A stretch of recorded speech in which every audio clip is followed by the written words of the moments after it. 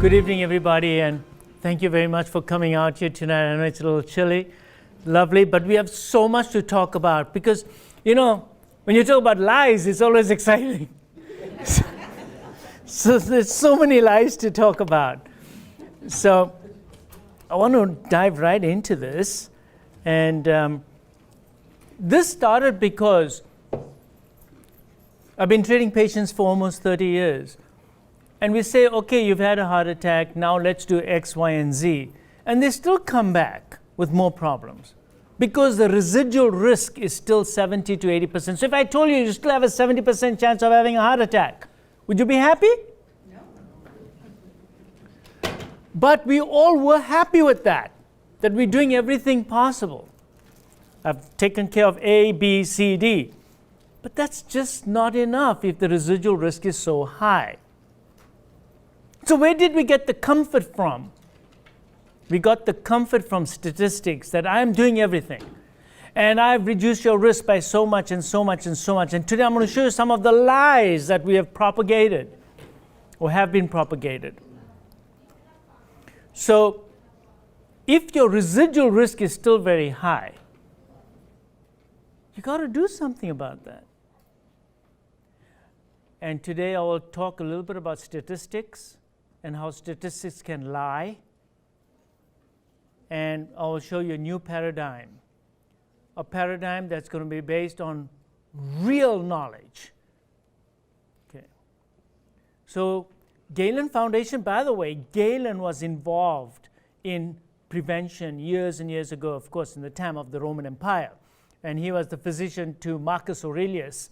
And he was the one who coined the term doctor, which means to teach. So he would teach people how to get better and how to get healthy. And he had already talked about diabetes in those days. Years ago, he talked about diabetes. All that time ago. He was an amazing, amazing physician. Oh, can you hear me now better? Oh, good. All right, I can just relax now.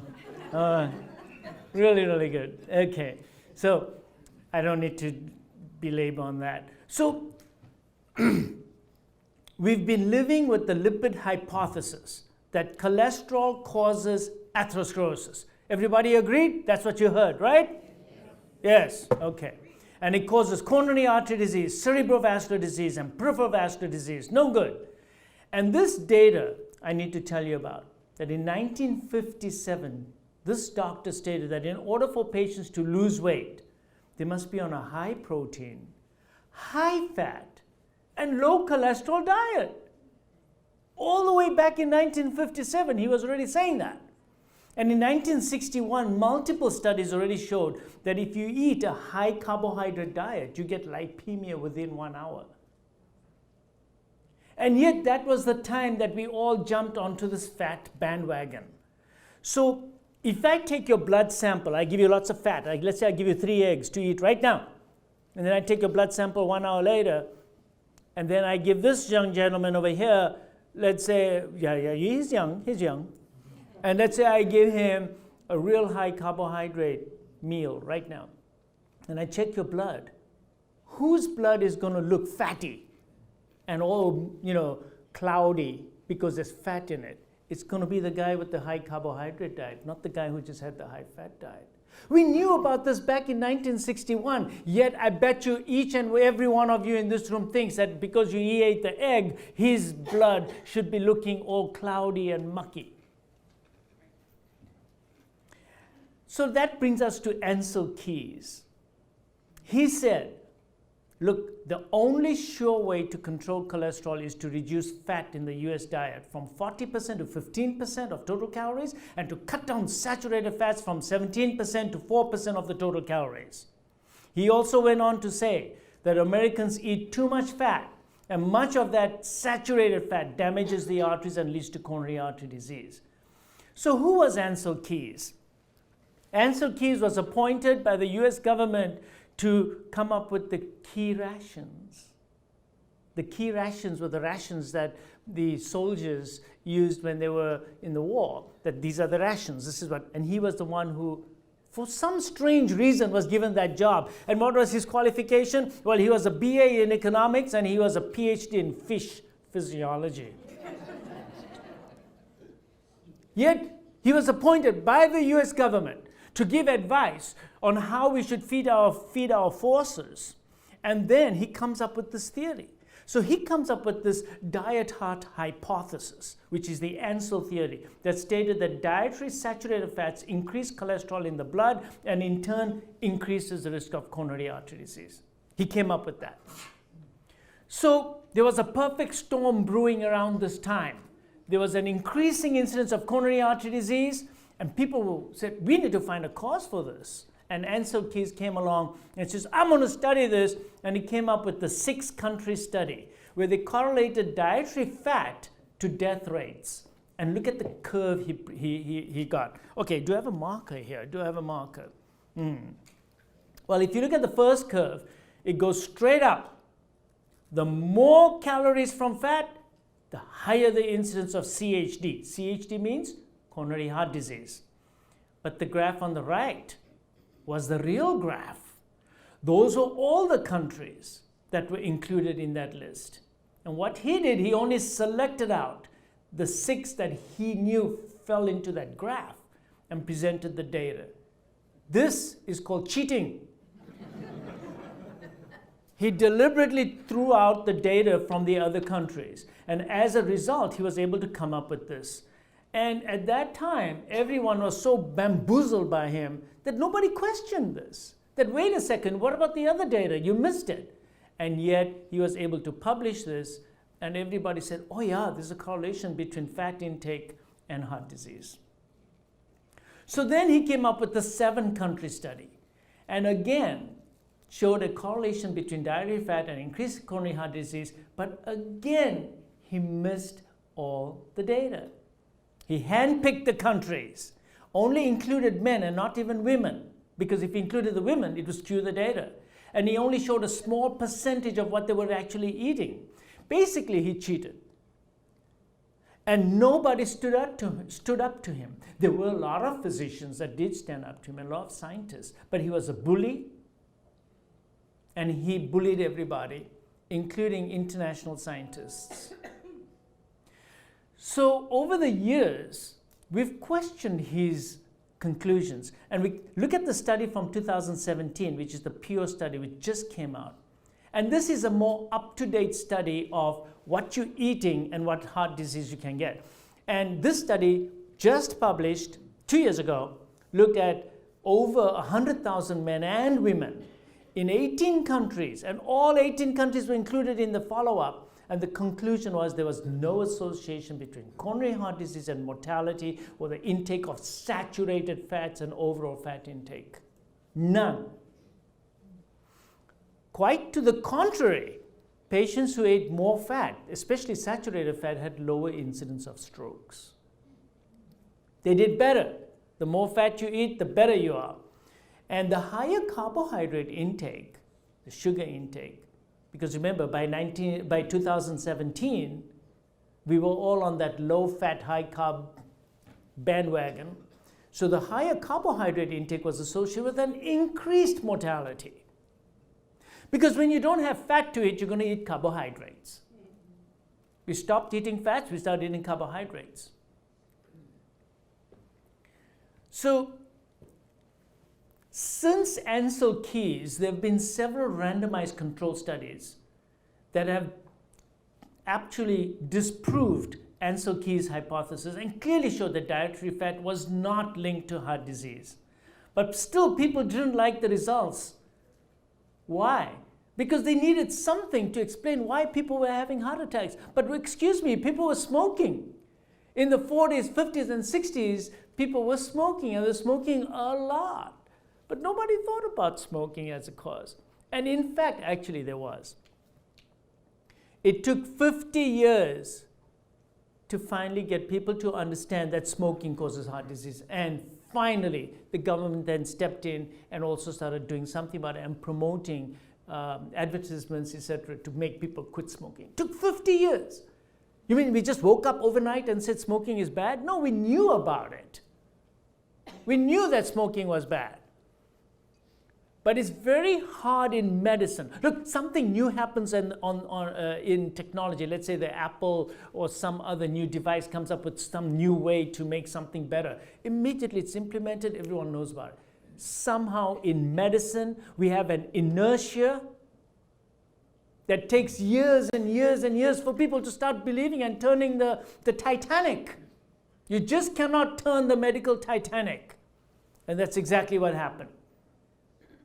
So they needed something to believe in, and the fat hypothesis still continued because other people stepped into it. Trials ran for more than 10 years. Reduced fat intake to about 20% and saturated fat down to 70%, to 7%. Results? No improvement in heart disease. Major failure because it didn't align with people's opinion. People already made up their mind, because all the advertisements were out there. So now, let me talk a little bit about fats. Well, actually, before I talk about that, there was a perfect storm brewing up around this time. In place of saturated fats, people said, well, what should we be eating? Well, the government said eat polyunsaturated fats, promote that. And people were already eating a lot of margarine instead of saturated fats. Margarine is even worse than polyunsaturated fats. Margarines are terrible. At the same time this was going on, nobody still made a big deal about smoking in the 1960s. A lot of smoking was still going on. So the disease process still continued. We continued to see more and more heart disease. So let me come back to the types of fats now. We have saturated fats, which are found in meat, poultry, coconut, tropical oils, lard, tallow, and butter. We have monounsaturated fats that are found in nuts and olive oil. Polyunsaturated fats, now watch the word, manufactured vegetable oils. Soybean oil, peanut oil, safflower seed oil, sunflower seed oil, cottonseed oil, canola oil is also in that. These are manufactured. There's no natural oils like that. So, and then there's trans fats, which are found in margarines, baked products, chips, and reheated vegetable oils. So the polyunsaturated fats, what's the history on that? That history actually started a very long time ago.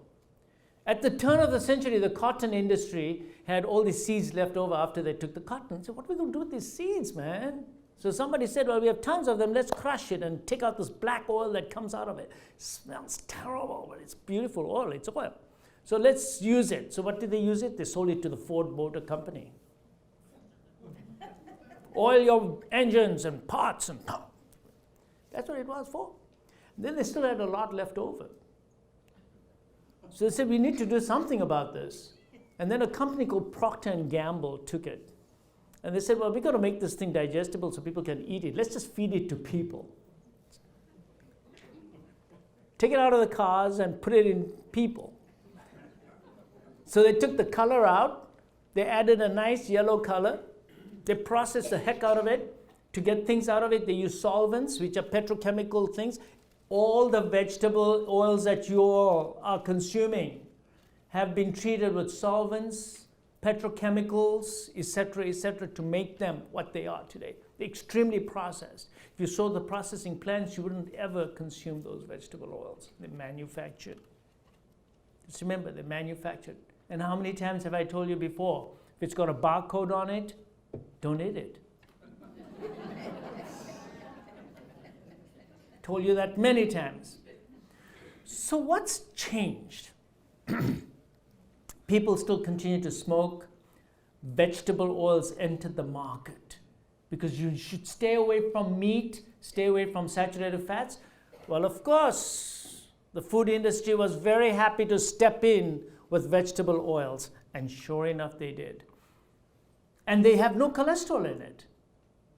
So they got the stamp of approval from the American Heart Association. These are vegetable oils, are very healthy for you. Stamp of approval. Cholesterol free. You still see it. You still see the vegetable oils, the mazola and all that. Cholesterol free, the nice heart next to it, all that nice stuff. What it means is it's going to kill your heart. And then So let me give you that history. In 1911, Procter & Gamble, I told you about Crisco. Oh my God, Crisco, shortening. And they made books on how to cook with Crisco. So it was used for candles, wax, and lubrication. Candles. You want to eat? Go home and eat your candles, folks. This is how serious this problem is because someone's going to make a buck on it. Think about this. Think about how angry I got when I started reading all this stuff.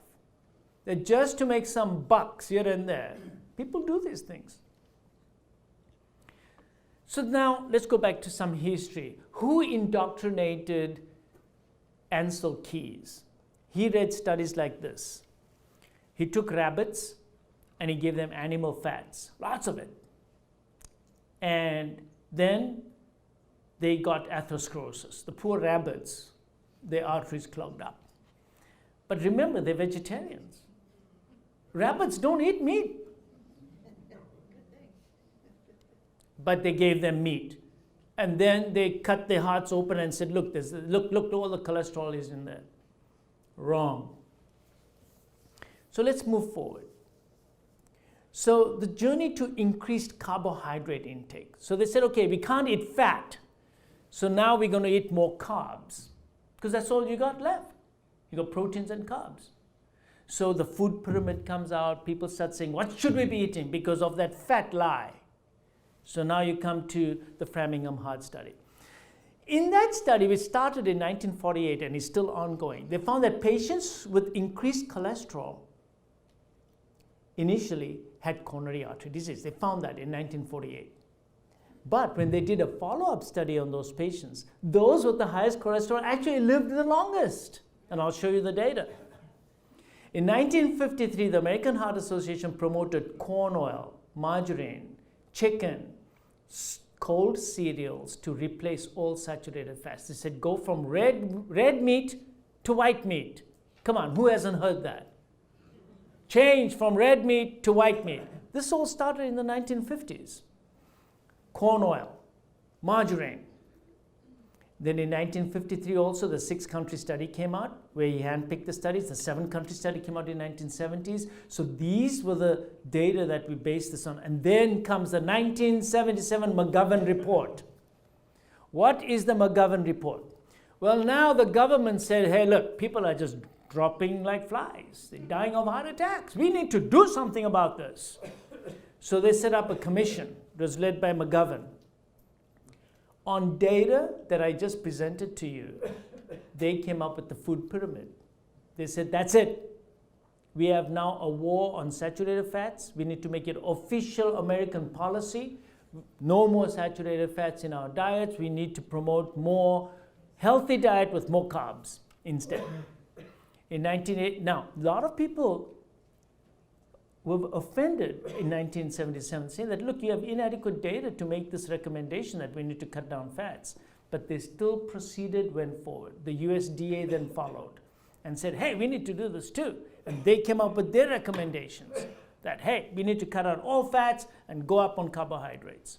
The food pyramids of 1992, look at that. Remember that every so many years, the new food pyramid comes out. Encourage the propagation of fat as bad and cholesterol and carbohydrates as good. And in 2010, the dietary guidelines of all these organizations said that fat intake should be less than 70% of your daily calorie intake.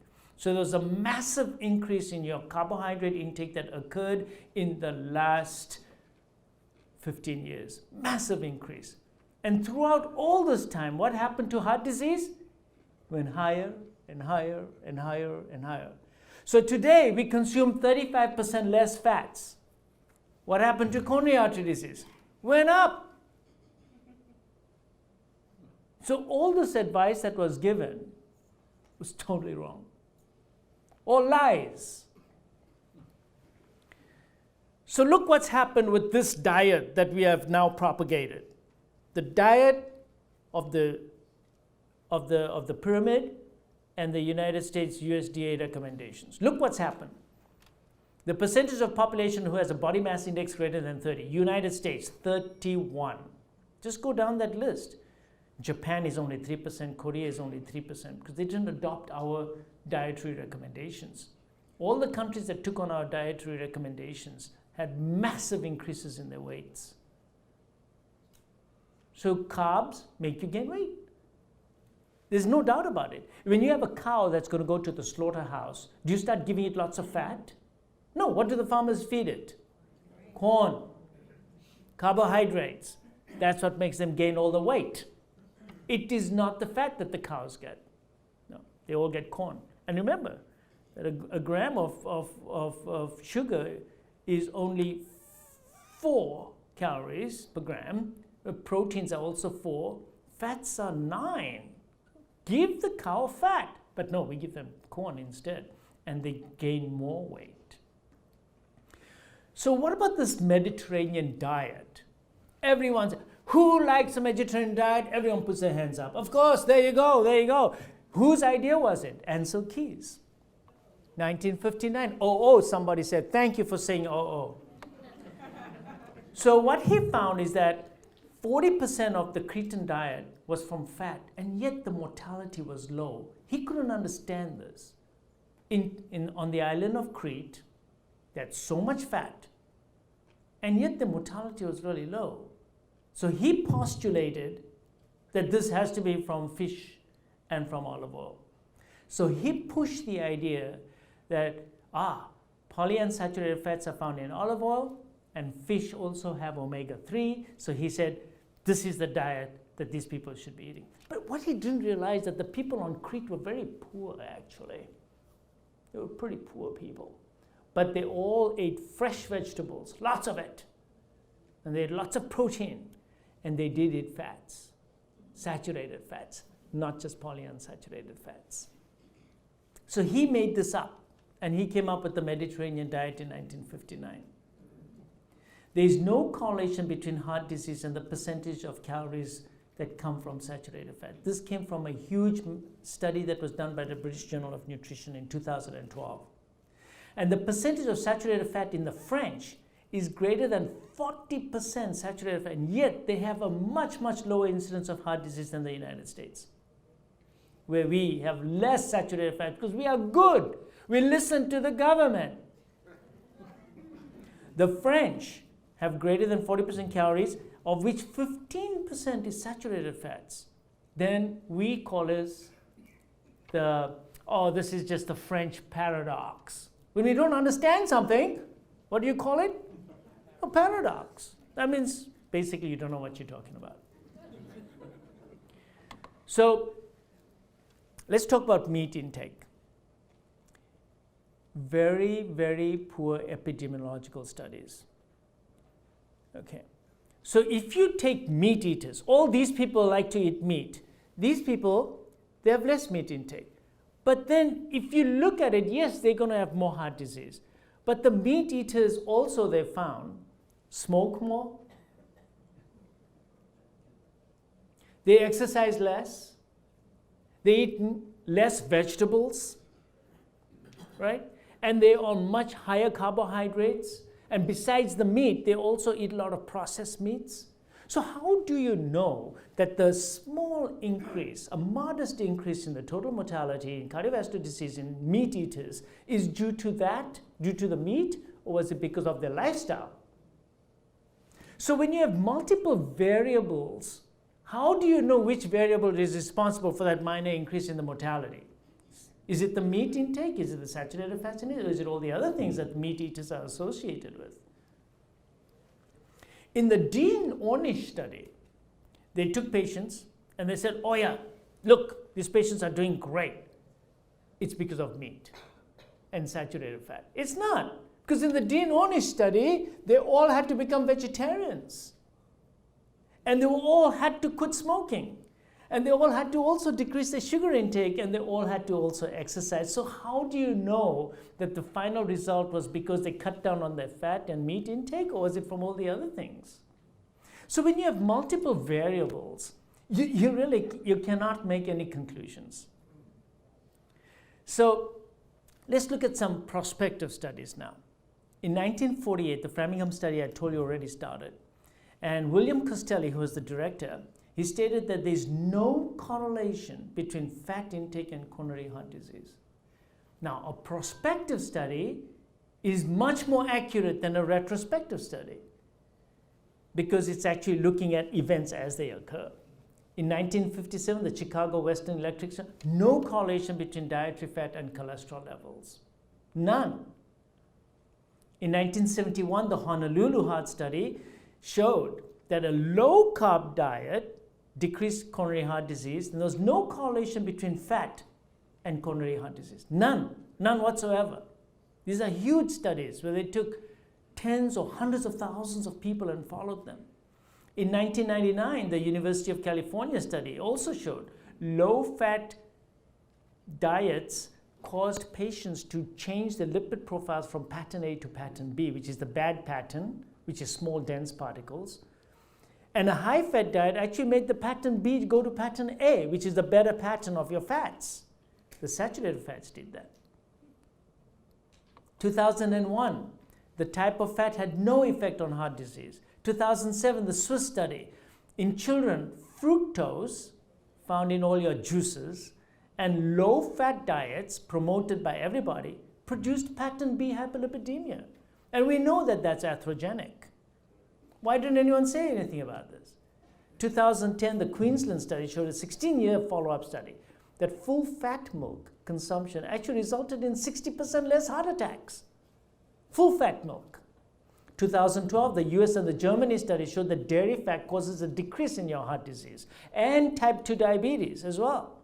2017, the British Journal of Sports Medicine, saturated fat does not clog arteries. Coronary heart disease is a chronic inflammatory condition and the risk can be reduced by a healthy lifestyle intervention.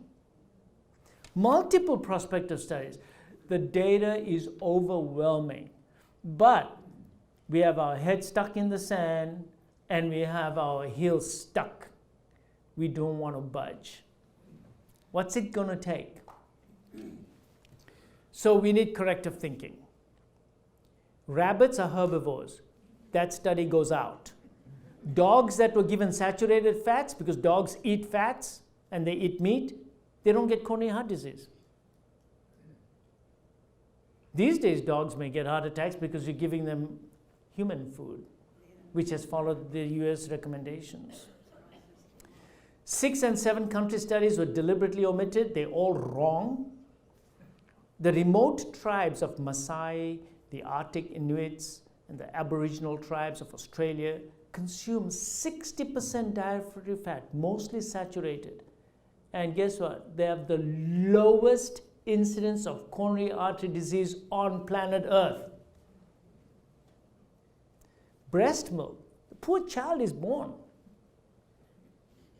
And he's already feeding on 54% saturated fat. Saturated fat, that's in mother's milk. 54% saturated fat in mother's milk. Yet, if you look at today's feeds that we give babies and milk that we make artificial milk, it doesn't have saturated fat in it. Excuse me, you're trying to give the baby something that mimics mother's milk. Then put 54% saturated fat in it because it took 2.5 million years to come to that point. Evolution's done the job for us. They've done all the research for us. But no, we know better. Let's look at that history. The Paleolithic era, 2.5 million years. Homo sapiens came about 200,000 years ago. It took that many years to make our genome, that this is the physiology you're going to have. It took that long. We were hunter-gatherer men. We ate fatty animal parts, a few seeds and roots, fruits, bulbs and grains and legumes and corn. Very little, but we ate mostly animal parts and some fruits and vegetables. Then came the agricultural era, 10,000 years ago. We increased our carbohydrate intake. Not massively, but we did. And what happened to man? He started getting dental caries. All the data show. Man became shorter and fatter. Then came the industrial age, which only started 250 years ago. And with it, we boosted our carbohydrate intake even more sugar. Sugar. Plain, simple sugar. Sugar came about now. Why? Why? Because sugar actually came from Borneo and then went slowly up towards China, then the Far East, and then finally came to India. So from 8,000 years ago, about 2,000 years ago, it came to India. When it came to India, there was some smart guy. He was not a computer guy, but some smart guy in India who discovered how to take molasses, which went bad, and he made crystals out of it. Once he made crystals out of it, now you could keep it forever, and you can transport it. So in a short period of time, it went straight from India to the Middle East, to the Persian Empire. From there, it went into the Roman Empire, the Greek Empire, all that stuff, and then went into Europe. And before you knew it, the whole world was hooked on sugar. And then, because you can't grow sugar in Europe, they said, well, now we need new land, and they went out and discovered new land where sugar can be grown, and hence all the colonies and everything. It all comes down to sugar. The colonies is not sought because we just wanted new land. The real incentive was sugar. Now today, sugar also comes from beet. So what was the story behind beet? The story is very interesting because what happened is that right after just after World War I, Europe did not want to rely on some of the other allies to get sugar, because they had the Far East, or the West Indies, and they had places like the colonies. So Germany did not want to rely on some of its allies. So he said, well, we got to find a way to make sugar grow here in the cold climate of Europe. Well, how are you going to grow sugar in Europe? But the Germans were very innovative. So the scientists went to work, and they came out with a way to make sugar out of beet. So today, almost 50% of our sugar comes from beet, I think, around that figure. So it was discovered in Europe by the German scientists. So there you go, they suddenly had sugar as well. Hence, sugar intake went even higher. And also, I told you that vegetable oils came on the market just at the right time when Ansel Keys said, stay away from saturated fats. And bingo, you have an explosion now of carbohydrate intake and decreased fat intake. Let's talk about cholesterol and mortality. Remember I told you in the Framingham study, initially they found that, and then they followed it for 30 years. What's the conclusion? The Framingham is one of the most robust studies in medicine.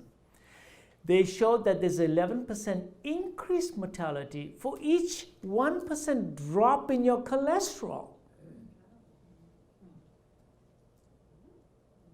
Right. And there was no increased mortality with the high cholesterol patients. And this was published in JAMA. This is very frightening, guys. So why was the McGovern report passed? Because they felt compelled to do something. And guess who had a heart attack? Eisenhower. Look, he had a heart attack. But everyone forgot that he was a chain smoker. He used to smoke at least 3 packets of cigarettes, from what I understand.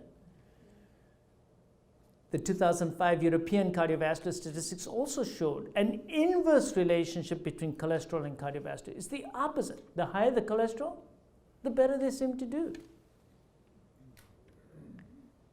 So we're running into this problem over and over again, more and more studies. No significant evidence of concluding that dietary saturated fat is associated with increased heart disease. Massive study. No relationships of fats to myocardial infarction. The Lyon Diet Heart Study. This was a great study. Mediterranean diet versus a low saturated fat Western diet. Low saturated fat Western diet, which is what we have adopted now, right? Versus Mediterranean. Showed an increased risk in the low saturated fat diet. Also, cholesterol did not change at all in the Mediterranean group. So where was the benefit? If the benefit was from cholesterol lowering, it didn't change. The higher cholesterol patients actually had better survival, and the low-fat diet did not protect against coronary artery disease.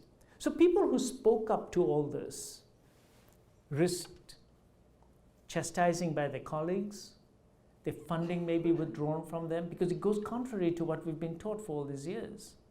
And therefore, in the past 100 years, we have seen a 535% increase in fish oil intake, a 1,150% increase in the sugar intake, 83% decreased saturated fat intake, 200% increase in the chicken intake, and a 30% decrease in red meat intake, and yet coronary artery disease is going up and up and up and up and up. It tells you a story. Unless there's something else that's causing us to have heart disease here, right? And there is. There are other things that are causing it. And that's where we need to concentrate on. What is it that's making us have heart disease? It's not that. It's not the saturated fat. It's not that. Let's look at some more data. Majority of the patients who have a heart attack, they don't have a high LDL. I'm sure you've heard this one before. They don't. What they do have is a low HDL, and they have a high triglyceride. Now, look at the graph, the table on the right-hand side. Looks a little crazy, but watch. The first one says low-fat diet. The next one says Mediterranean diet. The next one says low-carb diet. Look at the CRP, which is your C-reactive protein. Those on a low-fat diet, the CRPs went down by 0.6. Those on a Mediterranean diet, it went down by 0.9. Those on a low-carb diet went down by 1.3. They were on low-carb, moderate fat, moderate protein. All they did is cut down on the carbs. Triglycerides went down by 2.8 in the low-fat diet. Only 2.8. Well, wait a second. If you're on a low-fat diet, your triglycerides should have come down a hell of a lot. But no, it doesn't. It only came down 2.8. 2.8. The Mediterranean group came down by 21. But look at the low-carb diet. Came down by 23. The triglycerides came down by 23. Look at HDL. In a low-fat diet, went up by 6.3. Mediterranean went up by 6.4. Went up by 8.4 on a low-carb diet, your HDL. Because they have more fat in their diet. And then look at your LDL. Your LDLs went down by 0.5, 5.6, and 3 only. So LDL is a very poor predictor, actually, of myocardial infarctions. What's predictive of myocardial infarctions is actually the ratio of your HDL to triglycerides. That is what predicts heart disease. It's the HDL and triglycerides. So let's move on, not LDL. The workplace diet study, okay. Also, I want you to notice something else here. In E, it says fasting insulin. And if you look at non-diabetic patients, most patients are non-diabetic, right? And I want you to notice what happens to the fasting insulin levels when you are on a low carbohydrate diet. Your insulin levels plummet. They go all the way down, minus 3.7.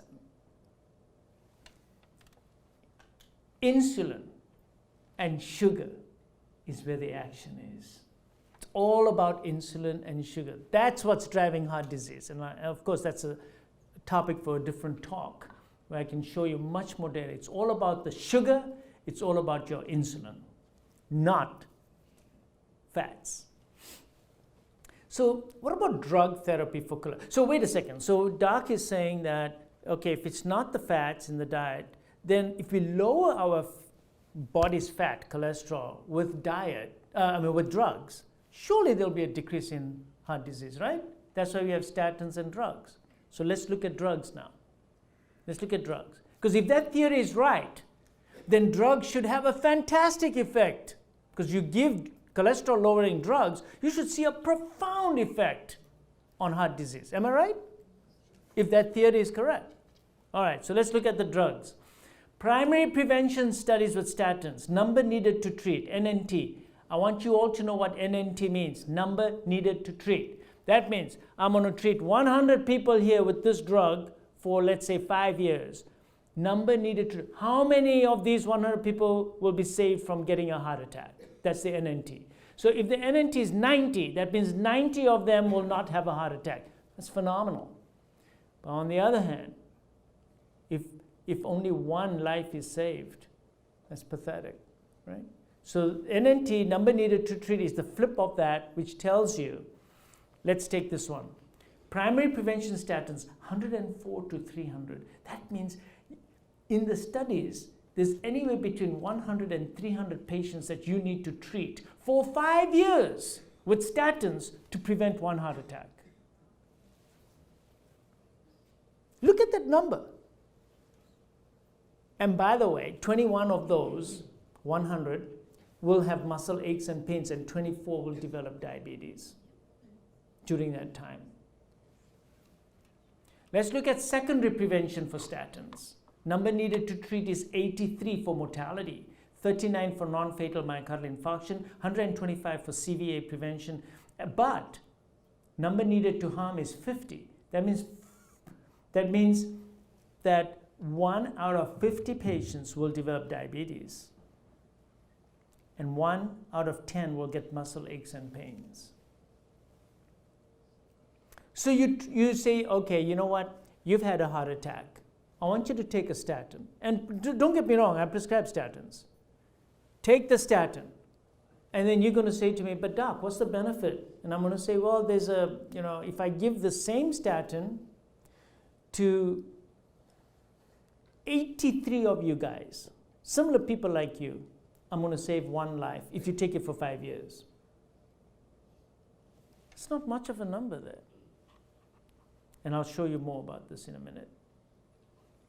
So how did we get so crazy about LDL? It's because of statistics like this one. It's all statistics. The Mr. Fit prospective study showed that the cholesterol level, which is at the bottom, the higher the level, notice the dots go higher and higher. The relative risk of heart disease goes higher and higher and higher. Oh my God, for every little bit increase in my cholesterol, I'm getting a higher risk of heart disease, right? Right? That's what that graph shows, right? But I want you to look at the vertical column and say relative risk of heart disease, 0.5, 1, 2, relative risk. That means if compared to those who didn't take the drug, you had a 0.5% increased risk. 0.5% increased risk. That's not much of an increased risk. So yes, there is an increased risk, but it's minute. It's not what it's made out to be. But when you put it on a graph like that, that graph makes it look so amazing. It's all about statistics. This slide is a little bit out of order. It should have been a little bit earlier. But I want you to see something on this slide here. It's a very busy slide. So I'm just going to say a few things here. The orange bars are people who are eating a lot of cereals. Low glycemic is the blue, low glycemic also the purple, and then the other reddish color is a low carbohydrate diet. So the last one is the carbohydrate diet in each group. So let's look at the weight. Who had the lowest weight reduction? Those on a low carb diet. Who had the lowering of the hemoglobin A1C? Those on a low carb diet. Glucose, low carb diet. Total cholesterol, low carb diet, but also some in the low glycemic index diet. LDL slightly went up when you're on a low cholesterol diet. Therefore, everyone blamed LDL. Oh, LDL's bad. That's crazy. And HDL, look at the HDL on the low carb diet. Went up. And look at triglycerides, came all the way down.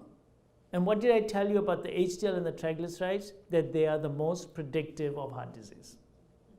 So the very parameters that are going to predict your heart attack risk are best improved with a low carbohydrate diet. Not the fat. Not the fat. All right.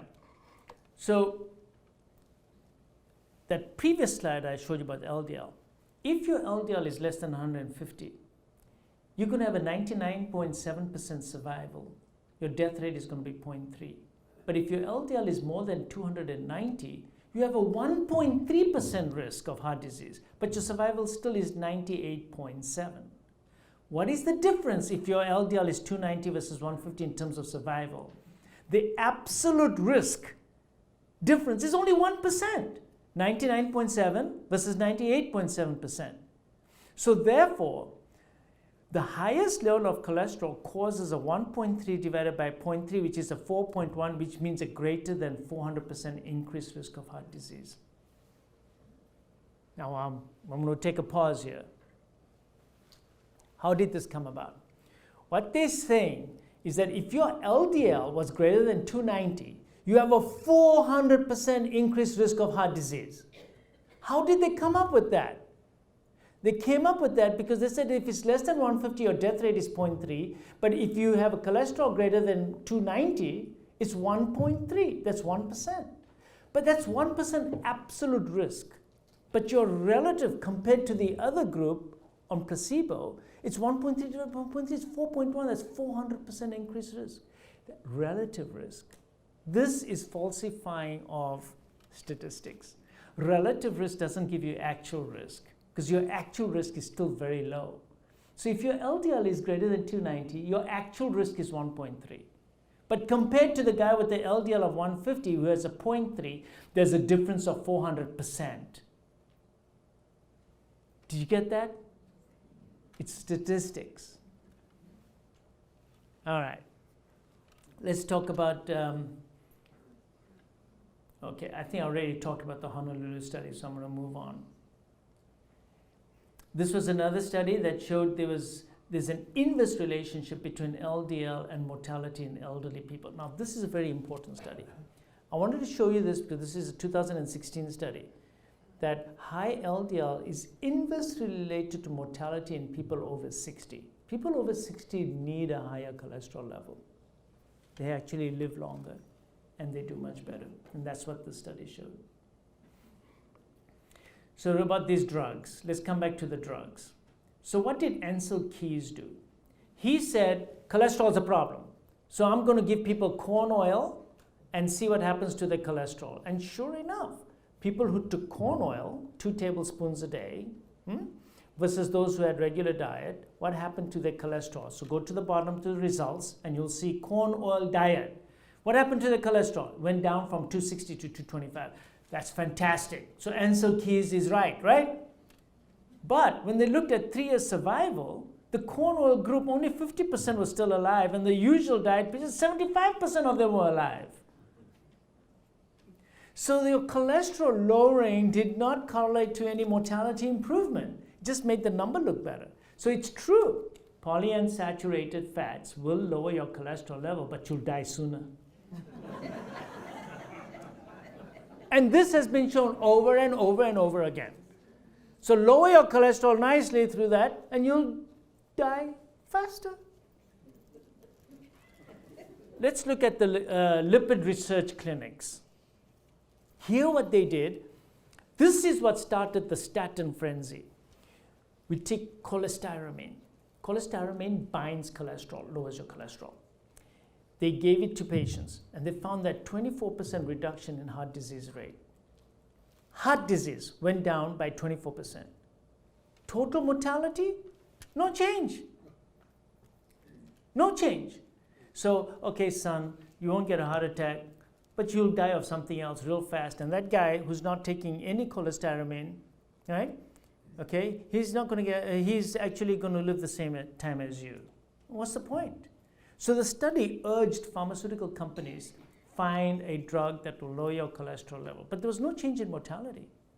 So where did this 24% reduced heart disease come from? Flawed data. Look at this study. This was the Ascot LLA study. This is a very nice study. And now, this is a beautiful study, actually. Let me show you this. This is what came out of it. In patients with multiple risk factors for heart disease, this is a true advertisement, by the way.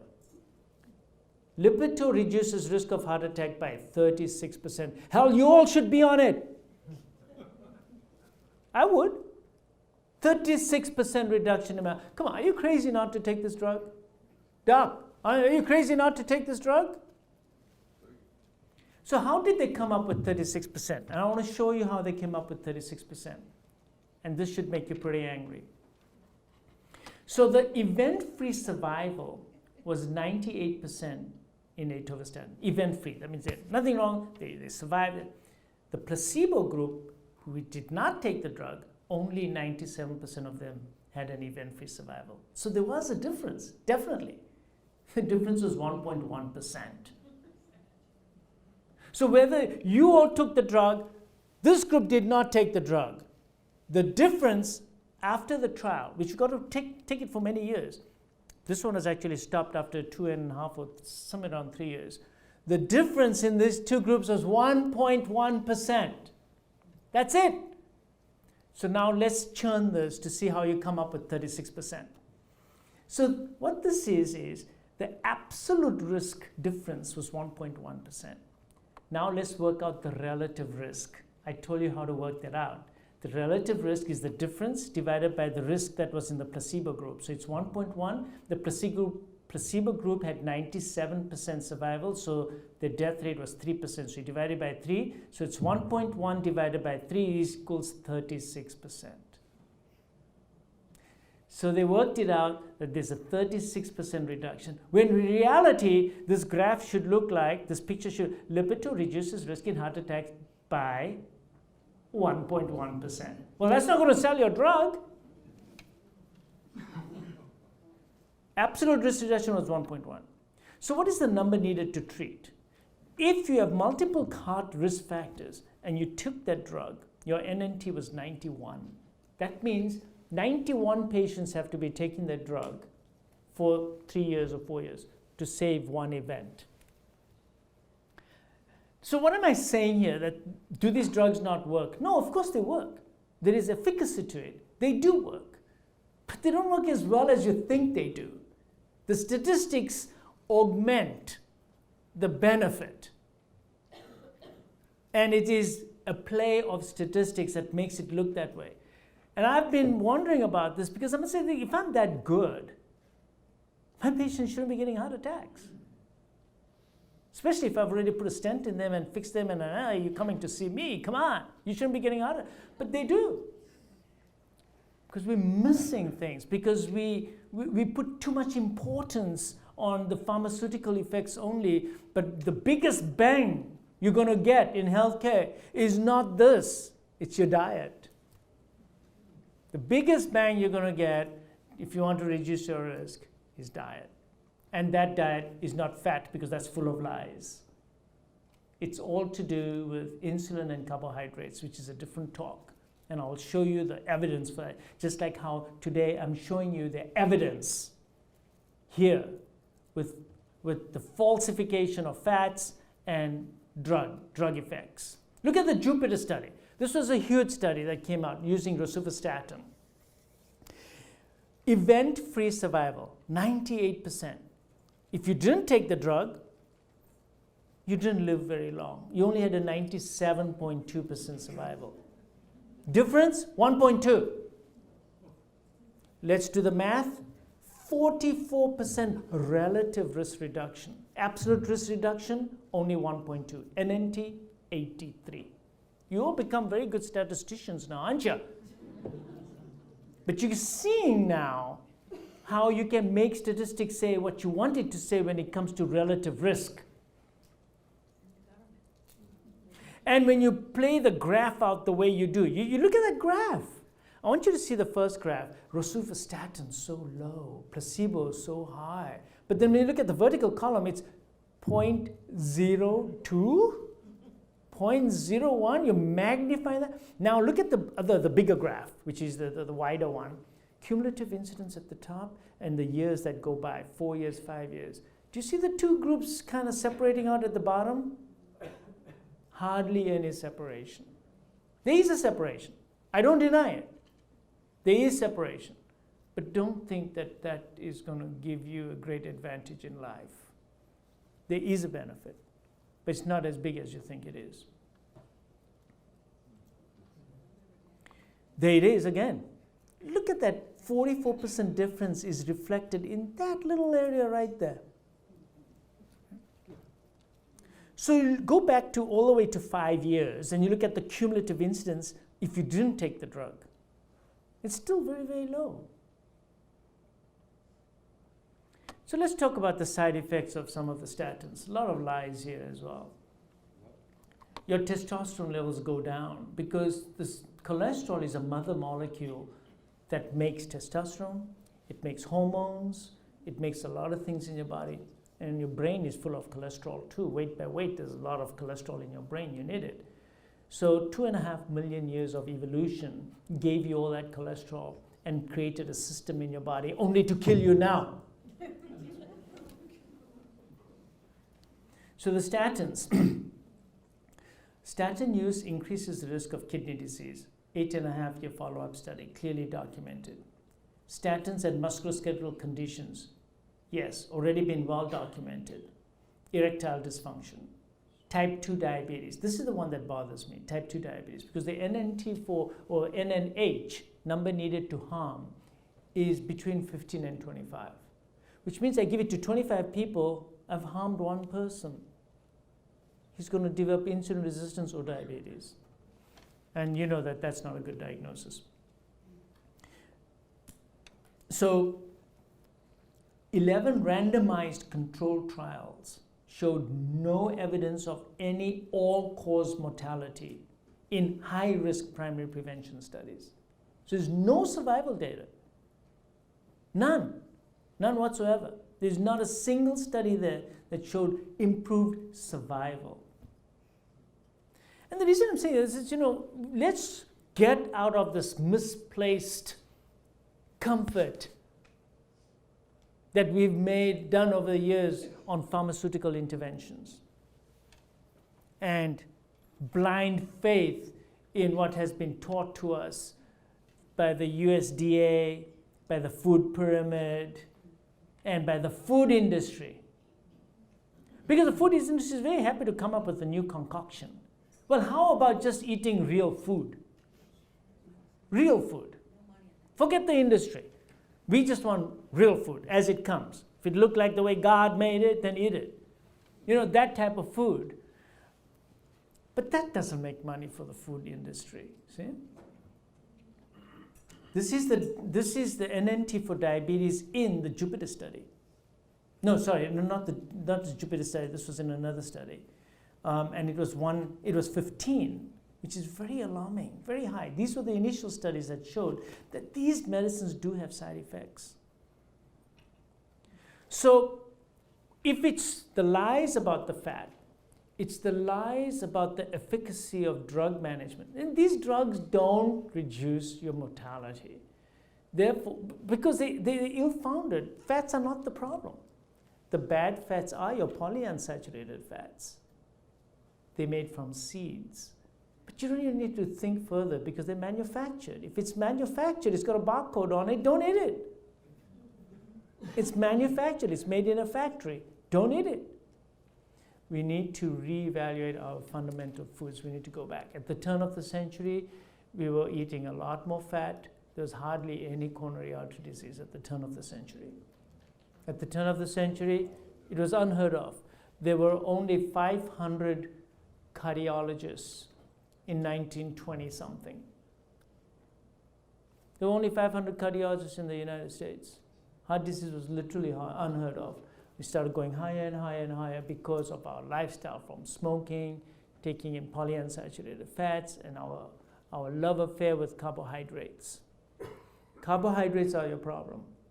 And my next talk is going to be on the bittersweet truth, which is different from Fat Lies. The bittersweet truth is going to be all about carbohydrates. And it's going to talk about how that is what's causing our problem. The lipid abnormalities that we are now detecting in everybody, we couldn't explain them, are explained by abnormal carbohydrate metabolism. It's the high insulin levels. And I'm just going to leave you with a teaser on that. Because what happens is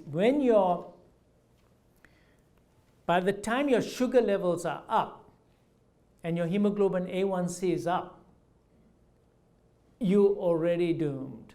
You're already going to have heart disease because it started 10 years ago when your sugar levels and your A1Cs were under perfect control at the expense of high insulin levels. So I'm going to say that one more time because this is the crux of that. for about 10 years, before you become a diabetic, your insulin levels were very high and could have been detected, and you could have acted upon it. But you didn't, because nobody knew about it. And your insulin level being so high, your glucose was able to be maintained normal. And your A1C is fantastic. You go to the doctor, the A1C is fantastic, you're great. But nobody measured your insulin levels. And your insulin level being so high causes atherosclerosis. It causes, explains all the lipid abnormalities that we're seeing. So what I've done now is, after having done this research, I'm measuring insulin levels. So you drink about a bunch of sugar water and measure your insulin level. And your insulin level, if it's high after drinking sugar water, even though your sugar is normal, you have hyperinsulinemia. You have insulin resistance. When you start treating a patient at that level, now that's preventive medicine. Now you will prevent that patient from becoming a full-blown diabetic in the future, and with it, cardiovascular disease. And I will show you what the benefits are. I already alluded to this on my last talk when I talked a little bit about fasting and what that does to insulin levels and how that improves insulin resistance. But it does come back to carbs. But I'll show you real hardcore data that's going to be amazing for you all. That it is all to do with carbs. It's all to do with sugars that we take in. Stop consuming sugars. Stop giving your children poisons, which is the sugars. Stop giving them excessive amounts of fructose as well. Remember, fructose was supposed to be consumed right before hibernation so that you put on a lot of fat so you can go into hibernation. Today, we consume fruits and fructose, but we never hibernate. So it never comes. We eat it throughout the whole year. And I think at one of my talks, I did say that cut back on your fruits. And people looked at me like, you're crazy? Cutting down fruits are good for you. Fruits are not that good for you. You should eat some fruit. But you eat some. That means half a fruit. And the whole thing. And stop making a puree out of it. And stop juicing it. So it all goes into your body all at one time. And the poor pancreas says, what happened? I had an onslaught. It gave me all the sugar in 5 seconds. I don't know what to do with this. I'm going to give you all the insulin I got. Throws it all out there. Now you get hyperinsulinemia for the next 4 to 5 hours. Job of insulin is to put everything into storage. And then you wonder where the fat... Wait a second. Why am I getting a gut? A big belly? So if I gave you fat, your fat will go in, it'll be absorbed, chylomicrons will transport it throughout your body, and then you will start metabolizing it through beta oxidation all over your body. Some will be left over if you ate too much fat, and maybe you put on some fat, but that fat will go everywhere in your body. Now you eat a lot of sugar. Now what happens with that? And fructose goes straight to your liver. Your liver then converts it into fat. That fat will go straight to your belly. So if you want to know who's got a high insulin level, look around. If you have a belly, you probably have high insulin levels. So all you need to do for those patients, you can go straight to the diet I'm talking about, or, well, I'm a scientist, I need a level. Then what you need to do is have breakfast, non-fasting, do a non-fasting insulin. That's the other thing that bothers me about everything we do, everything backwards. If I fast, of course my sugar is going to be perfect. And of course my insulin levels are going to be nice and low. I want to know what my insulin levels and my sugar levels are doing after I eat. Especially since I've been recommended by everybody to eat 5 times a day and snack in between. It's another piece of nonsense. See? Another huge piece of nonsense. Because of course, 2.5 million years ago, I was so good I could make a kill every 3 hours. I was an expert archer, and I never fasted, of course. Yeah. So I want to know what your sugar level is and what your insulin level is after food, not fasting. So you go to your doctor and you get a fasting blood sugar and you've done yourself a lot of good. I mean, this is something to think about. You should not be doing fasting levels. You should be doing postprandial levels if you really want to know where you stand, because you're going to look great fasting. It's like the guy who drinks a lot and goes to his doctor and do my alcohol level. I haven't had anything to drink all night. I'll prove to you I'm perfectly sober. No, but the point is everything is backwards. And we are at a great time in medicine because we have a lot of knowledge. We have a lot of know-how. We really know we need to now implement it. And we need to get out of old thinking and get into new thinking. If you want to count calories, and by the way, did I even mention the word calorie in anything I said here? No, because you shouldn't be counting calories. You want to lose some weight, you want to get better, you want to get rid of that belly, you want to get better, you want to get cholesterol better? No, just look at the type of food. Change your type of food, which is going to change your hormonal condition. Your hormones in your body will change, of which is the biggest hormone that you worry about? Insulin. Insulin is the big elephant in the room. It's all about insulin. Insulin will put all your calories that you eat into storage and will prevent the storage banks from releasing also. So you want to release, you've got probably 12,000, maybe more calories stored in your fats, but you can't use it because of insulin. When your insulin levels go down, now you can use it. That's the only way to lose fat, is to lower your insulin levels. So I can talk about that on another talk. So my next talk is going to be about the bittersweet truth. I'm going to talk about that sweet thing called sugar, which has really caused the greatest catastrophe in health on this planet. And we are right in the middle of it right now. It's all about sugar. So I will see you all with the bittersweet truth in 8 weeks. All right, thank you.